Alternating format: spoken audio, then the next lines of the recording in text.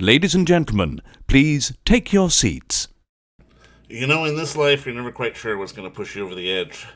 And if you're within the sound of my voice, that must mean you're in the seats with once more. As always, my name is Dave Voigt, and I'm the host of this podcast, where we sit down with a wide-ranging variety of entertainment industry professionals and we pick their brain about current projects, state of the industry, how they got started, and so very much more, in a light and in a conversational fashion.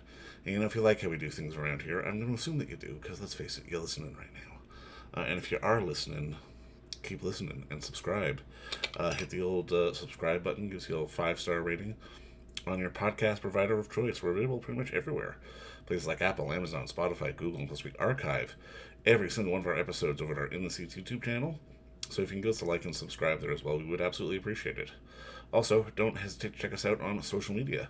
We're on the Facebook, the Twitter, the Instagram, Letterboxd, the TikTok, and well, a bunch of other stuff, Blue Sky, Threads, I lose track, but in the scenes for all sorts of fun updates.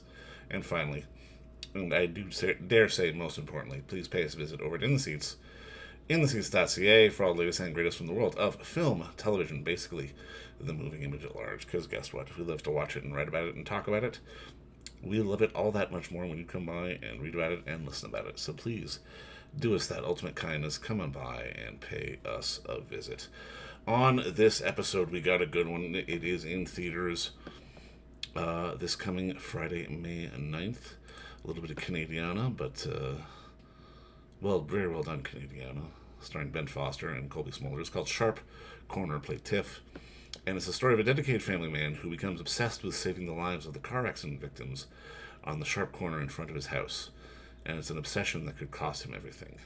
It's really a really fascinating character study on how obsession can drive a wedge between people and can drive people sort of to dangerous places. And Ben Foster is absolutely fantastic in this, as well as Colby Smulders. And again, it's one of those quiet little thrillers that will go under a few people's radars, but it's really worth watching, and I can't recommend it highly enough. But we had the distinct pleasure of sitting down and talking with the co-writer and director of the film, the one like Jason Buxton, about the origins of the story and just the nature of putting a film like this together, and just sort of everything that it deals with, from mental health to everything else in between. It's such a rich character study. It's getting to see an actor like Ben Foster really tear into this role was a lot of fun to watch. I cannot say that highly enough. But like I said, Sharp Corner is in theaters this coming Friday, May 9th. But first, enjoy our talk with Jason Buxton, the writer-director of the film Sharp Corner, because between you and me, it's a pretty darn good one. I just want to thank you so much for the time today. I really appreciate it. And I mean, I got to watch a movie last night, man. I was on the edge of my seat, man. I was absolutely blown away, man. Congrats. It's a fantastic piece of work. Oh, thank you. I appreciate that. Now, I mean, I guess the first question is like, walk me through, I guess, the origin of the story, because I mean, there's elements of horror, there's thriller elements, but also it's really a interesting and kind of damning statement on sort of the way we look on men's mental health, just especially with Ben's character and just sort of the spiral that he goes down. Like, walk me through sort of what made you want to tell the story. Well, came across Russell Wangorski's short story shortly after I had finished my first feature film, Blackbird, and I was looking for material, and this was a great concept that lent itself to film. And so it also, but for me, it became an opportunity to explore obsession. For me, as a writer, and being very, very much a perfectionist, I would sort of go down these rabbit holes where I would always be trying to solve problems in my head, and to the detriment of my family. So I would be not present because I would be just trying to solve these problems, even when I put down the write-in. And so this story and this character give me an opportunity to explore obsession, and this was kind of a cautionary tale for me. So that was sort of my way into the character. And in terms of tone, I always saw it this way. I saw it as this hybrid between slightly satiric, dark comedy Mm. and psychological thriller. And I'd say the horror aspects are um, not entirely conscious. Although I will say, obviously, the setup of the house is almost like the haunted house setup. So that was Right, right, intended. right, right. But then I think just the nature of how I approached shooting this movie and sort of the tension and then what Ben brings to the performance, sort of the mystery of who is this guy? What's he thinking about? What makes him tick? All those things lend themselves to suspense and sort of leans towards elements that are akin to horror, which I love. I love that it's this film that it's about this sort of character's psyche and what's going on, but it's also has these elevated genre elements that can attract what audiences, different types of audiences.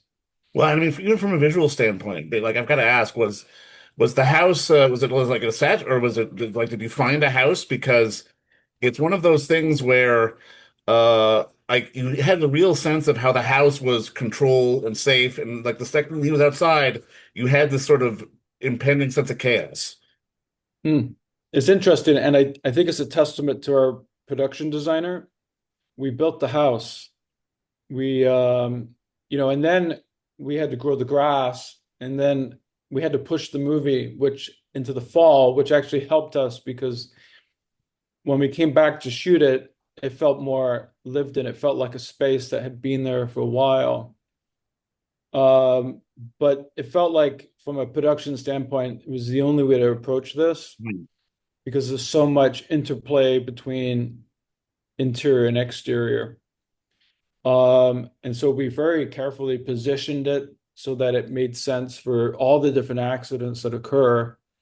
But I said a lot in Q&As that this was like a filmmaker's dream. It was like this sandbox that I got to play in Right, right, right. for 2 months, and to have that ability to be able to start a shot in the on the back deck, and then go through the house with the main character, with Ben Foster's character, out onto the front lawn, out onto the front road, at the scene of an accident. It was great. It was great to be able to link the interior and exteriors that you can't do obviously if you shoot in a studio, doing Oh, for interiors in sure, a for sure. studio.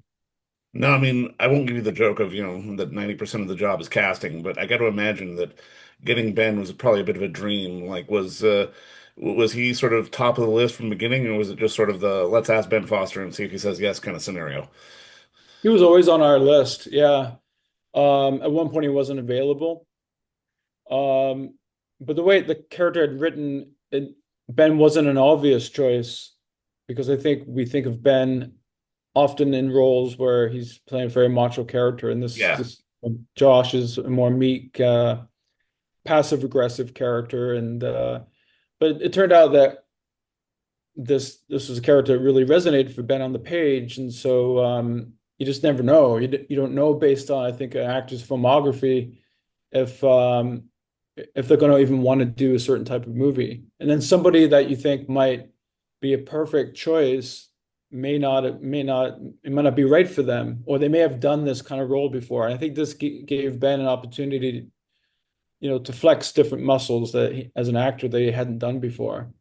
He'd always wanted to do something more comedic, and this gave him a little bit of an opportunity to do something that had some elements of deadpan comedy.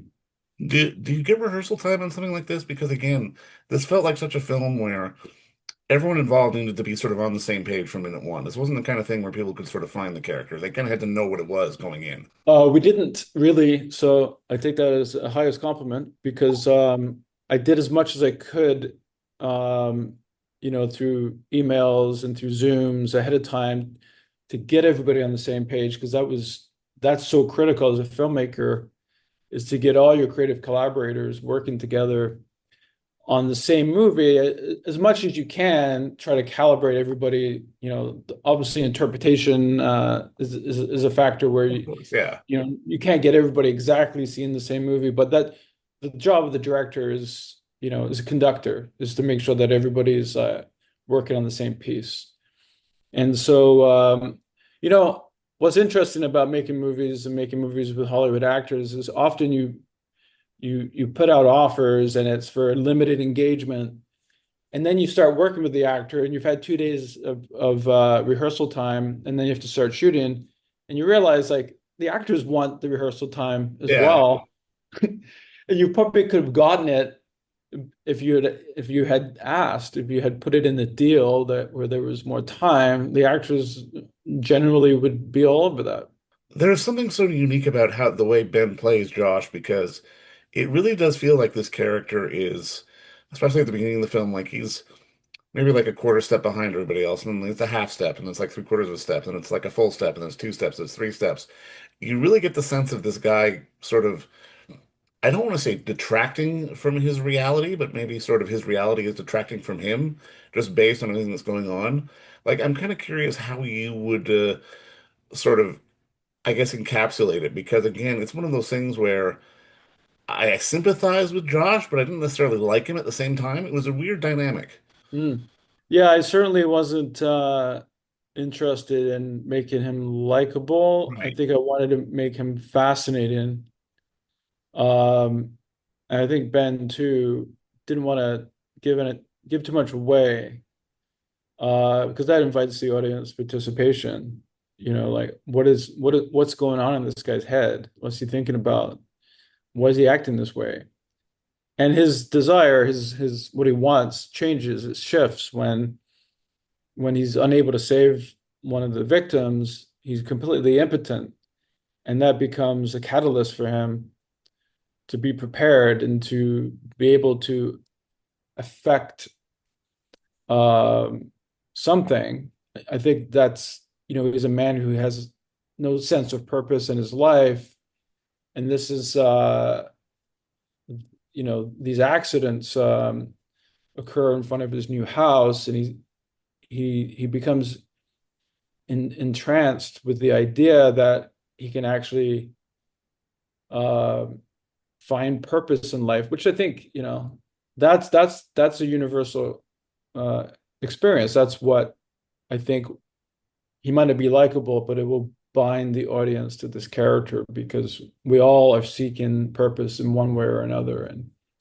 And so as long as the logic, even though it might be twisted, tracks, I think people will be along for the ride. Well, and it's one of those things where his character, and I mean, the idea of PTSD does come up quite a bit in the film. And I mean, I was almost thinking in watching it, it's like, okay, he's got PTSD because he hates his job and he hates his life and he's not a happy person. And he needs to find new purpose, but he's found it in this very, very upsetting way, if that makes any kind of sense. Yeah. Well, I like that it's interpretive too, though, because does he have PTSD? Well, maybe he does. Maybe there's an element to that. But maybe he's finding some kind of pleasure from the misery of others. The Germans have a expression for that. So like Snoggenfreuden. Yeah, yeah.